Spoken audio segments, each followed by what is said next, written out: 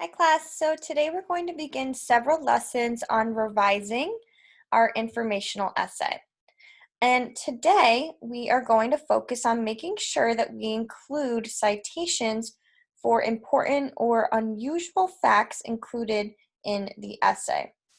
But what exactly is a citation, you might be wondering? Well, a citation is a way to state a fact in an essay. It is used when the author wants to make sure that the reader knows where the information came from. It is a way of providing proof that the fact is true.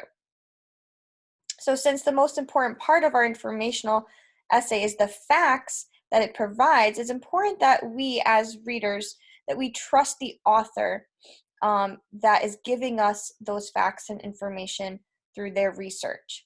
So doing citations show where that information comes from, and so that the reader can believe that information with confidence. All right, so here's our learning goal for today. We are going to be learning how we can identify when the source of a fact should be included in an informational essay, and we're going to draft sentences that include our citations.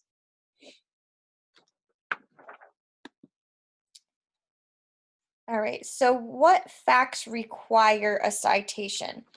There's different types of facts and information we've included in our essays: information that needs to be cited and information that does not need to be cited. So here are some examples.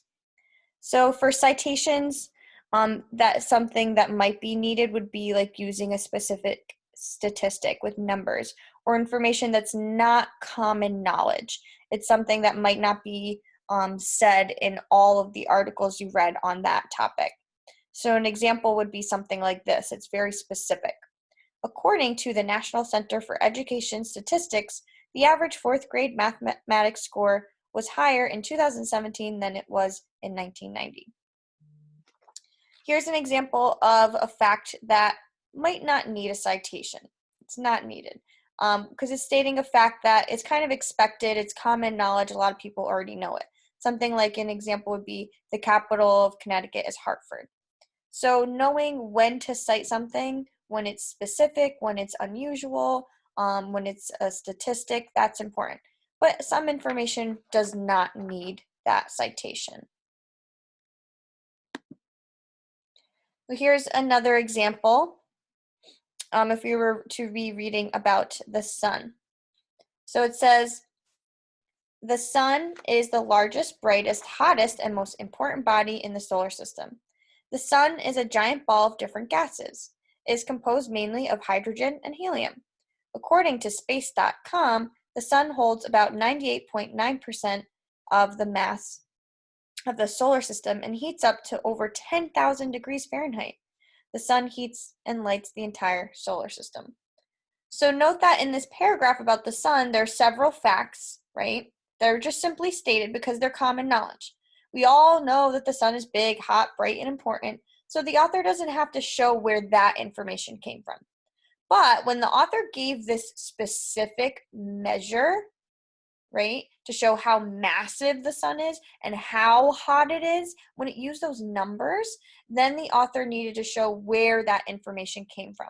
And they told us exactly what site it was from space.com. So that's when it's important to give credit to a source that you found that information from, when it's not super common knowledge. So here's an example from my essay that I'm writing about the red-eyed tree frog. And I originally wrote that the rainforest is usually wet and the red-eyed tree frog must keep their skin wet to stay alive. When I looked at that again, I thought, well, the frogs need to stay wet to stay alive. That's weird. I know that fish have to stay in water because they can't breathe air. But frogs can breathe air, but can't get dry? So this seems to be a good fact to make sure I prove by showing where it came from. And I got it from an article from ReadWorks. So here's how I edit it to add in that citation. Red-eyed tree frogs live mostly in rainforests located in Central and South America. The rainforest is usually wet, and according to an article titled Frogs at Risk by Reed Works, the red-eyed tree frog must keep their skin wet to stay alive. The red-eyed tree frogs need trees to survive. They lay their eggs on the leaves of trees that hang over ponds, and when they are adults, they live most of their lives on the tops of trees. Red-eyed tree frogs even stick their bodies to the underside of leaves when they sleep. The habitat in the rainforest is the perfect home for the red-eyed tree frog. And so here is where I bolded to show you. This is where I edited this paragraph and I added in the citation for where I found that fact. Okay, so what's a quick way to know when and how to cite? We're going to look at this helpful chart. And this is a chart that I did attach to this lesson as well. You can use it while you are adding in your citations. So some things that are important on this chart, it helps to figure out, what information to cite and how to write that citation. And notice that there are several citation phrases here that you can use in the beginning of a sentence, kind of like a transitional phrase that we talked about in a previous lesson. So again, cite uncommon facts, that something that's like out of the ordinary that not everybody knows.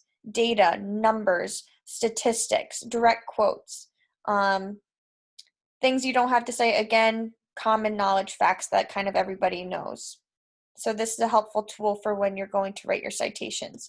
You could start with something like, according to blank, and you would cite the website or the title of the article.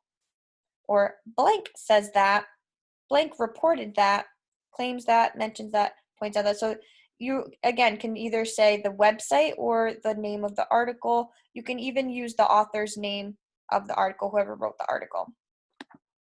Okay, so now it is your turn. And so that's what you need to do today. You're using that chart to help you identify and draft the citations in your essay, and you should include at least 2. But of course you can do more, but at least 2 citations. I've included a separate copy of that chart, so if you need it, please refer to it while you're working to add in those citations. And if you have any questions, reach out. You guys know how to message me to ask for help. So happy writing and good luck.